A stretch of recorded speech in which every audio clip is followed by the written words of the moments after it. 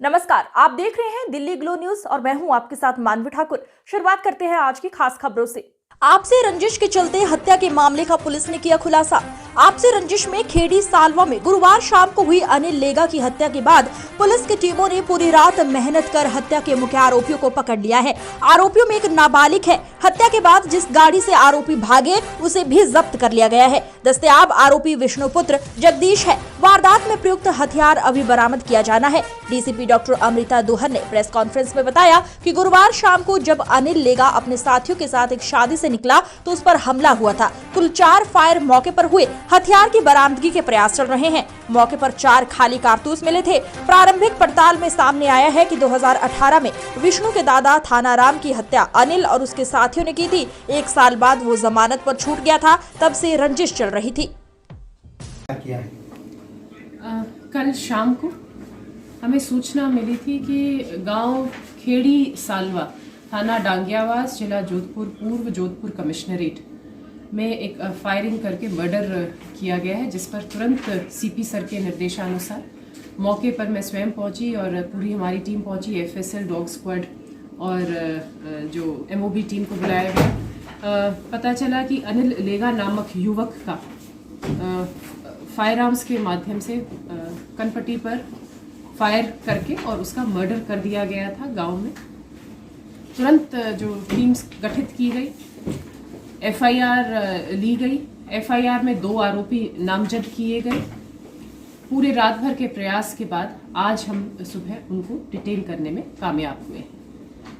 जो आरोपी हैं और जो मृतक है, इनके परिवार में पिछले कई वर्षों से आपसी रंजिश चल रही थी।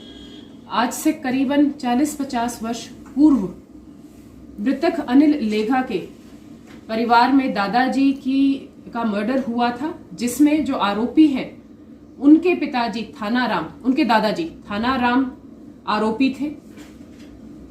15 अगस्त 2018 को अनिल लेगा द्वारा थानाराम की फायर करके उनका मर्डर कर दिया गया था।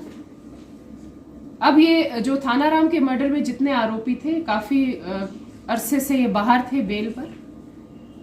कल किसी युवा साथी का कोई शादी का समारोह के खाने में अनिल लेगा और उसके दोस्त आए हुए थे, तो मौका पाते ही थानाराम के पोते उन्होंने गांव के बाहर तिराहे पर, जहां पर इनकी गाड़ियां रुकी हुई थी, वहां पर मौका देखते ही फायर किया, जो कि सीधा अनिल लेगा की कनपट्टी पे लगा, जिससे उसकी मृत्यु हो गई। तो हमने जो मुख्य 2 आरोपी थे, थानाराम के पोते विष्णु व उसका नाबालिग भाई, उन दोनों को डिटेन कर लिया है।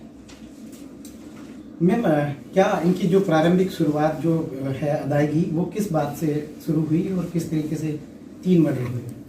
बिल्कुल, ये आपको मैंने अभी बताया भी है कि ये करीबन 40-50 वर्ष पुरानी रंजिश है और इनकी बस बोलचाल को लेकर ये तब एक मर्डर, तब एक्सीडेंटल वो मर्डर हुआ था। सिर पे लाठी लगने की वजह से अनिल लेगा के जो दादाजी, उनका मर्डर हुआ था। उसके बाद उसी रंजिश को लेकर 2018 में अनिल लेगा ने फायर करके और थानाराम की हत्या की और उसी क्रम में कल थानाराम के पोतों ने अनिल लेगा की हत्या की। अनिल लेगा की आपराधिक पृष्ठभूमि रही है। उसके विरुद्ध विभिन्न थानों में जोधपुर ग्रामीण में करीबन 9 मुकदमे दर्ज हैं, जिसमें कि 302, 3 मुकदमे 307 के और एनडीपीएस के मामले भी। ये थानाराम के पोते भी आपराधिक रिकॉर्ड है इनका? नहीं, उनका कोई आपराधिक रिकॉर्ड नहीं। मैडम, लाठी से शुरू हुई बात अब बंदूक तक आ गई है। क्या लगता है कि जेल के अंदर परिवारजनों को या जो मुलजिम है उनको कोई ऐसी एजुकेशन दी गई, जेल में सुधार के लिए भेजा जाता है? क्या सुधार की कोई कार्रवाई हुई है या आगे पुलिस कोई कार्रवाई करेगी इस विषय में? देखिएगा, जेल में हमेशा एक ये करेक्शनल फैसिलिटी है और काफ़ी नवाचार भी किए जाते हैं जेल में, किंतु बाहर आने के बाद फिर वो आपराधिक पृष्ठभूमि से जुड़ जाते हैं अपराधी। इसके लिए लगातार जो जेल अपना विभाग है वो भी प्रयासरत है और पुलिस भी अब जैसे अभी हुई है, फायरिंग हुई है और इसमें जो दोनों पक्षों का एक बिल्कुल खुल के जो रंजिश है वो सामने आई है, तो उस पर हम बिल्कुल इस चीज़ में ध्यान रखेंगे कि कभी कोई आगे इस तरह की घटना नहीं, अधिकाधिक जो इसमें कार्रवाई होगी, दबिश दी जाएंगी सभी जगह पे, ताकि जो अवैध हथियार है उन पर हम कार्रवाई कर सकें। और अगर कोई इस तरह का लगातार जो हमारी प्रेजेंस है गांव में, बीट कांस्टेबल, बीट प्रभारी के माध्यम से जरूर हो, आसूचना आकलन, हमारा जो आसूचना संकलन है उसको और ज्यादा हम मजबूत मैम, करें। 2 जनों को नामजद किया गया था, क्या दोनों उन्हीं को पकड़ा गया? और बिल्कुल बिल्कुल, दोनों क्या जो स्वचालित था या मैडम देसी कट्टा था, कहाँ से लाया, कितने फायदे उसके हुए? अभी वो अनुसंधान में हमें पता चलेगा। अभी जैर अनुसंधान है, तफ्तीश, अभी उनसे डिटेल में पूछताछ के बाद और वो सब चीजें आपके सामने आ फायरिंग मृतक के दोस्तों के पास भी हथियार थे मैडम, जो गाड़ी में? सूत्र बताते उनके पास भी हथियार थे साहब। देखिएगा, हमें अभी मौके से हमें एफएसएल टीम से 4 खाली केस प्राप्त हुए हैं और अभी एफएसएल पूरी डिटेल, क्योंकि खुला और गांव का जो है खेत आसपास है रोड के, तो भी पूरी डिटेल और सर्च कर रही है। अभी वो जो 4 फायर हुए हैं वो किन किन हथियारों से हुए, वो एफएसएल की रिपोर्ट के बाद ही हम कुछ उसमें बता पाएंगे। मैम, ये कहाँ भाग गए थे और कहाँ से पकड़ा, आगे कहाँ भागने की इनकी योजना थी, कुछ ऐसा कुछ? ये वापस यू टर्न लेकर गांव की तरफ ही आए, जहां पर क्योंकि घटना स्थल पर इनकी गाड़ी पर पथराव भी हुआ था मृतक पक्ष के द्वारा, तो ये वापस अपनी ढाणी में आकर और गाड़ी छोड़कर और ये खेतों की तरफ भाग गए थे और आज भी हमने खेतों से ही उनको दस्तयाब किया है। मैडम, ये सुबह कितनी बजे आरोपी मैडम? पक्ष है और ये गैंगवार बढ़ेगी, तो आरोपी पक्ष के यहाँ कोई सुरक्षा की व्यवस्था कोई ऐसा है क्या?